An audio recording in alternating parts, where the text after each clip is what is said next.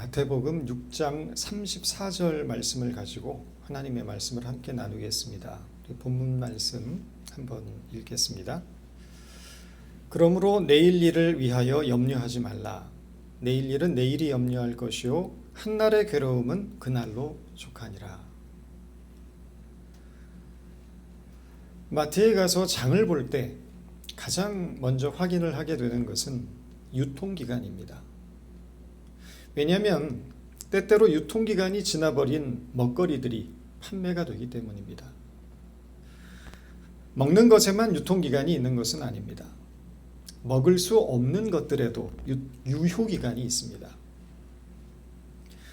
일상생활에서 매일 사용하게 되는 치약의 경우는 개봉 후에 6개월, 화장품의 경우에는 약 3년 정도가 됩니다. 좀 의외라고 생각되겠지만 심지어 머리빗도 안전 사용기간은 1년이라고 합니다. 빗에는 머리에 바르는 왁스나 젤 같은 화학 성분이 달라붙게 돼서 너무 오래 사용하게 되면 탈모가 생기거나 때로는 염증이 생기고 두피에 좋지 않은 영향을 줄 수도 있다고 합니다. 전자제품도 영구히 사용할 수는 없습니다. 냉장고나 세탁기, TV의 안전 사용기간은 대략 7년 정도가 됩니다. 스마트폰도 그렇습니다. 2년 정도 사용하면 겉보기에는 멀쩡하게 보여도 느려지거나 먹통이 되기도 합니다. 세상의 모든 것에 유효기간이 있듯이 우리 인생의 기쁨과 슬픔에도 유효기간이 있습니다. 먼저 인생의 기쁨이 그렇습니다. 여행은 설레는 것이지만 그 설레임과 기쁨이 얼마나 오래 갑니까? 지난 여름에 다녀온 여행의 즐거움을 지금도 간직한 분은 없을 것입니다. 결혼은 또 어떻습니까? 그 당시는 인생의 가장 행복한 순간일 수 있지만 그 행복이 얼마나 오래 갑니까? 결혼의 행복을 영원히 간직하고 사는 사람이 과연 몇이나 될까요? 자식도 그렇습니다. 자식을 낳을 때는 세상의 모든 것을 얻은 것처럼 기쁘지만 그 자식이 부모에게 영원한 기쁨이 되지는 못합니다. 무자식이 상팔자라는 말이 왜 나왔겠습니까? 자식 없는 것이 도리어 걱정이 없어서 편하다는 뜻입니다. 우리가 삶에서 느끼는 기쁨이라는 감정은 그것이 당시에는 아무리 큰 기쁨을 나에게 준다고 해도 결국 그것은 일시적이라는 것입니다.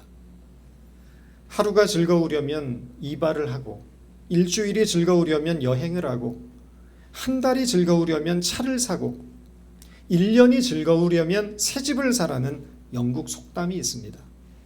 언뜻 듣기에는 그렇지, 이렇게 살면 인생이 항상 즐겁겠구나 하는 생각이 들지 모르지만 이 속담이 말하는 교훈은 인생에는 하루의 즐거움, 일주일의 즐거움, 한 달, 1년의 즐거움은 있을지 모르지만 영원한 즐거움은 없다는 뜻입니다. 기쁨의 수명은 짧습니다. 이 세상에서 얻고 누리는 것들은 그 무엇도 영원하지 않으며 잠시 지나가는 것에 불과하다는 것입니다. 성경은 영원한 것은 오직 하나님에게만 있다고 말합니다. 시편 16편 1절입니다. 주께서 생명의 길로 내게 보이시리니 주의 앞에는 기쁨이 충만하고 주의 우편에는 영원한 즐거움이 있나이다. 영원한 즐거움은 하나님에게만 있습니다. 이 세상의 즐거움이란 시간적인 한계가 명확합니다. 그렇지만 즐거움이 짧다고 안타까워할 필요는 없습니다. 즐거움의 유효기간이 있다는 말은 반대로 말하면 슬픔에도 유효기간이 있다는 것을 뜻하기 때문입니다. 인간에게 있어서 이 세상에서의 삶이 영원하지 않다는 것은 축복이라고 말할 수 있습니다. 왜 그렇습니까? 내가 겪는 괴로움, 슬픔, 아픔 또한 영원하지 않다는 것을 뜻하기 때문입니다. 영원한 기쁨, 영원한 즐거움이 존재하지 않는 것처럼 영원한 슬픔 또한 존재하지 않는다는 것입니다. 구약 성경에 보면 모세가 죽은 후에 이스라엘 백성들이 30일 동안 애곡했다라고 말합니다. 기간을 정해놓고 슬퍼했다는 것입니다. 30일 동안의 애곡. 이것은 우리에게 중요한 메시지를 줍니다. 아무리 괴롭고 슬프더라도 한계를 정해두어야 한다는 것입니다. 슬픔에도 한계가 있어야 한다는 것입니다. 한계가 없는 슬픔에 빠지면 인간은 살아갈 수가 없습니다. 암으로 아내를 잃은 40대 가장이 어린 아들을 데리고 한강 다리 위에서 뛰어내렸습니다. 유언장에는 아내 없이 살아가는 인생은 의미가 없다고 적혀 있었습니다. 슬픔에 매몰되어 헤어나오지 못한 가장으로 인해서 한 가족 전체가 무너진 비극적인 사건입니다. 사무엘하 12장을 보면 다윗이 밧세바와의 간통으로 얻은 첫 아들이 죽었습니다. 그 아들이 병에 걸려서 시름시름 앓는 동안 다윗은 금식하며 괴로워합니다. 아이가 죽은 후에 다윗은 애끓는 심정으로 이렇게 탄식합니다. 나는 저에게로 가려니와 저는 내게로 돌아오지 않는도다. 이 말은 내가 죽어서라도 너를 살릴 수만 있다면 그렇게 하겠다는 것입니다. 자식을 잃은 부모의 고통스러운 심정이 느껴지는 대목입니다. 그러나 다윗의 이 슬픔도 영원한 것이 아니었습니다. 다윗이 밧세바를 위로했고 밧세바는 다윗을 위하여 두 번째 아들을 낳았습니다. 그 아들이 솔로몬입니다. 솔로몬의 탄생이 보여주는 것은 하나님이 다윗을 용서하셨다는 증거가 되기도 하지만 다윗의 슬픔이 더 이상 지속되지 않고 그의 심령이 온전하게 회복되었음을 보여주는 것입니다. 영어의 속담처럼 Life goes on. 삶은 계속된다는 것입니다. 아무리 슬픈 일이 있고 괴로움이 있다고 해도 그 슬픔과 무너짐에 의해 삶이 무너지지 않고 계속 되어야 한다는 것입니다. 우리식으로 말하면 산 사람은 살아야 한다는 것입니다. 영화 미션의 마지막 장면을 여러분 기억하십니까? 대학살로 마을이 불타고 모든 원주민들이 비참하게 죽었지만 몇 명의 어린 아이들이 작은 카누에 몸을 싣고 거친 물살을 거스르며 폭포의 상류로 올라가는 것으로 영화는 끝이 납니다. 모든 것이 다 무너져 버리고 다 망해버린 것 같지만 그러나 그것이 끝이 아니라는 것입니다. 열린 결말을 보여주고 있는 것입니다. 작은 카누를 타고 거센 물살을 거스르며 폭포의 상류를 향해 올라가고 있는 이 어린 아이들이 희망이라는 것입니다. 아무리 밟아도 꺾이지 않고 쓰러지더라도 다시 일어나는 들풀처럼 그 속에 생명의 불씨가 살아있는 한 희망이 있다는 것입니다. 눈에 보이는 현실에 잠시 동안은 실망할 수 있으나 결코 포기하거나 무너져서는 안 된다는 것입니다. 오늘 우리의 삶이 괴롭고 힘들어도 우리 속에 하나님께서 주신 생명이 있는 한 우리는 결코 낙심하지 않습니다. 하나님이 주시는 희망과 용기를 가지고 새로운 꿈을 꾸며 다시 도전하는 것이 믿음이라는 것입니다. 예수님은 오늘 말씀에서 한날의 괴로움은 그날의 족하다라고 말씀하십니다. 한날의 괴로움은 그날의 족하다. 슬픔의 유효기간을 단 하루로 제한해 버리시는 것입니다.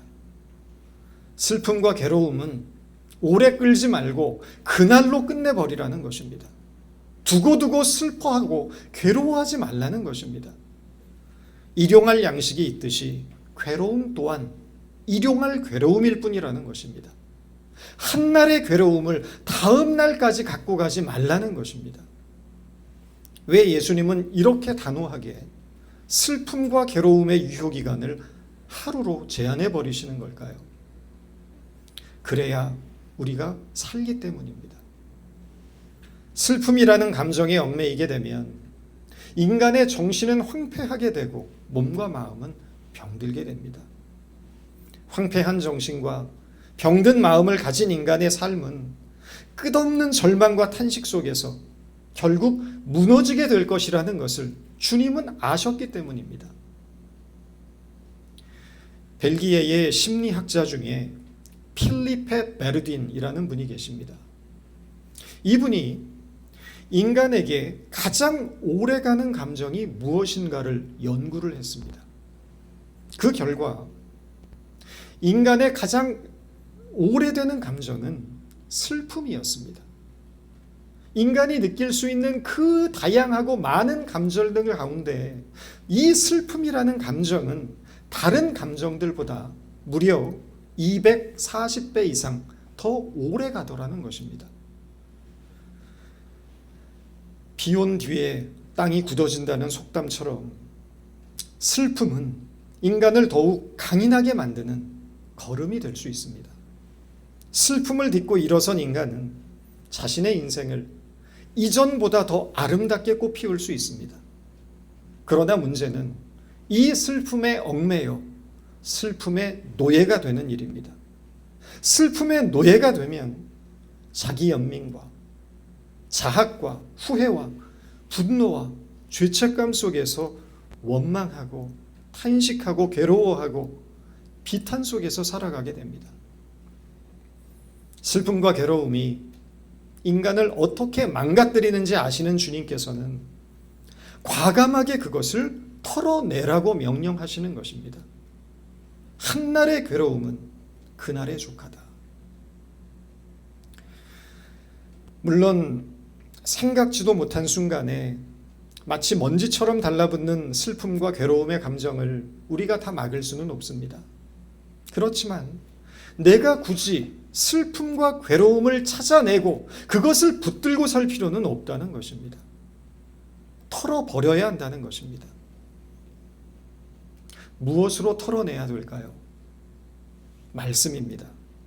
우리가 옷에 묻은 먼지를 솔로 털어내듯이 말씀의 솔로 우리 마음과 영혼에 시도 때도 없이 달라붙는 슬픔과 괴로움의 먼지를 떨어내야 한다는 것입니다. 미운 마음, 분한 마음, 억울한 마음, 원통한 마음, 두려운 마음이 들 때마다 우리는 빌립보서 4장 4절 말씀을 붙잡아야 합니다. 주 안에서 항상 기뻐하라. 내가 다시 말하노니 기뻐하라. 여기서 말하는 이 기쁨은 이 세상의 기쁨, 내 소원이 이루어지고 내 자존심이 만족을 얻고 모든 사람 앞에서 나의 잘남과 나의 성취와 나의 우월함이 확인되는 그런 기쁨이 아닙니다. 바울이 여기서 말하는 기쁨은 주 안에서의 기쁨입니다. 주 안에서 항상 기뻐하라. 신앙이란 주 안에 서는 일입니다. 주님의 말씀 안에 서는 일입니다. 우리는 이 세상을 향해서 서기 전에 먼저 주님 안에 서야 합니다. 주의 말씀 안에 굳게 서야 합니다. 우리가 주님의 말씀 안에 굳게 서 있어야 이 세상을 두려워하지 않게 됩니다. 골리앗과 같은 이 거대한 세상과 맞서면 왜 두렵지 않겠습니까? 두려움은 인간의 정상적인 감정입니다. 그러나 우리가 두려움을 이길 수 있는 까닭은 두려움보다 더 크시고 이 세상보다 더 크신 하나님께서 우리 안에 계시고 우리가 그분 안에 있기 때문입니다. 내 힘으로는 이 세상을 감당할 수 없지만 내 능력으로는 이 두려움에서 벗어날 수 없지만 우리 하나님, 모든 것을 창조하시고 다스리시는 이 전능하신 하나님을 우리가 믿고 신뢰하고 의지할 때 우리는 주께서 주시는 평강 가운데 이 세상을 이길 수 있다는 것입니다. 그러므로 우리가 확인해야 할 것은 지금 나는 어디에 서 있느냐, 우리의 자리입니다. 여러분, 지금 우리는 어디에 서 있습니까? 주 안에 서셔야 합니다. 주님 안에 서는 것이 비결입니다. Stand within Christ. 신앙생활이라는 것은 주님의 말씀 안에 굳게 서서 살아가는 신앙의 태도와 자세를 날마다 익혀가는 일입니다. 우리가 주님 안에 설 때 우리는 비로소 기뻐할 수 있습니다. 왜 그렇습니까? 하나님이 누구인지 아는 것에 기쁨이 있기 때문입니다. 우리의 실패마저도 하나님께서 헛되게 하지 않으신다는 사실을 깨닫게 될 때 우리에게 기쁨이 흘러나기 때문입니다. 우리가 하나님을 아버지라 부르고 그분의 자녀로서 가진 특권이 무엇인지를 알게 될 때 우리 안에 기쁨이 있는 것입니다. 항상 기뻐하라는 말씀은 비실비실 웃고 다니라는 말씀이 아닙니다. 하나님께서 늘 우리를 지키시고 하나님께서 우리를 늘 축복하시고 언제나 우리를 붙들고 계심을 깨달으라는 것입니다. 이 깨달음이 있을 때 기쁨은 자연스럽게 흘러나오게 된다는 것입니다. 한날의 괴로움은 그날의 족하다는 말씀은 내일을 살지 말고 지금 바로 오늘에 충실하라는 뜻이기도 합니다. 여러분, 우리에게 내일이 있습니까? 내일은 가능성입니다. 5분 후에 우리에게 어떤 일이 일어날지도 모르는데 어떻게 내일이 있다고 확신합니까? 내일은 내일이 아닙니다. Tomorrow is not my business. Tomorrow is God's business. 내일은 내일이 아니고 하나님의 일입니다. 내가 걱정할 일이 없는 하나님이 하실 일이라는 것입니다. 나는 그저 나에게 주어진 오늘, 나에게 주어진 이 하루를 하나님의 사람답게 성실하게 살아가면 그것으로 족한 것입니다. 빌립보서 4장 8절에서 바울이 이렇게 말합니다. 형제들아, 무엇에든지 참되며 무엇에든지 경건하며 무엇에든지 옳으며 무엇에든지 정결하며 무엇에든지 사랑받을 만하며 무엇에든지 칭찬받을 만하며 덕이 있든지 무슨 기림이 있든지 이것들을 생각하라. 그런데 우리는 이 말씀을 이렇게 읽습니다. 전도할 때 옳으며 기도할 때 경건하며 봉사할 때 참되며 교회 갈 때 정결하며. 신앙인이 살아야 할 삶이라는 것을 종교적인 몇 가지의 행위로 제한시켜 버리는 것입니다. 그렇지만 바울이 지금 말씀하고 계시는 무엇에든지라는 말씀의 뜻은 우리가 지지고 볶고 살아가는 일상의 모든 삶을 말하고 있는 것입니다. 신앙인의 삶이란 것은 그날이 그날 같은 평범하고 지루한 일상을 하나님의 자녀로서 옳고 경건하고 성실하게 살아가는 것입니다. 신앙은 생활입니다. 지금 우리에게 주어진 삶의 평범한 일상 속에서 겸손하고 따뜻하고 진실한 인격을 지닌 하나님의 사람으로 살아나가는 것입니다. 가정에서는 좋은 남편과 아내가 되고 자녀들에게 존경스러운 부모가 되고 이웃들에게 따뜻하고 의지할 수 있으며 책임감 있으며 믿고 신뢰할 수 있는 사람이 되라는 것입니다. 신앙은 하나님을 위해서 위대하고 크고 대단한 일을 하는 것이 아니고 평범하지만 우리의 삶을 하나님의 사람으로 아름답게 늙어가는 것입니다. 하나님을 믿는다 하면서 교회는 열심히 다닌다고 하면서 사람들로부터 손가락질 받으며 추하고 부끄럽게 늙어가는 사람들 얼마나 많은지 모릅니다.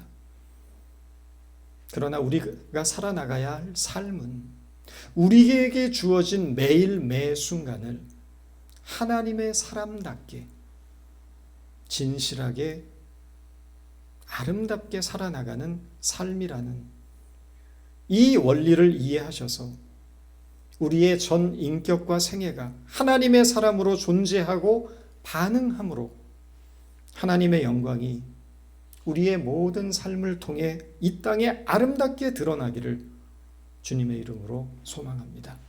기도하겠습니다. 하나님, 우리의 현실은 고단하고 어려우며 때로는 우리를 낙심케 하지만 하나님의 자녀로서 포기하지 않는 믿음으로 살게 하여 주옵소서. 고난과 수치와 억울함을 감수하고 우리에게 주어진 인생을 더욱 책임 있게 살아서 아름다운 믿음의 열매를 맺으며 매일매일을 기쁨으로 살아나가는 우리가 되게 하여 주옵소서. 예수님의 이름으로 기도드렸습니다.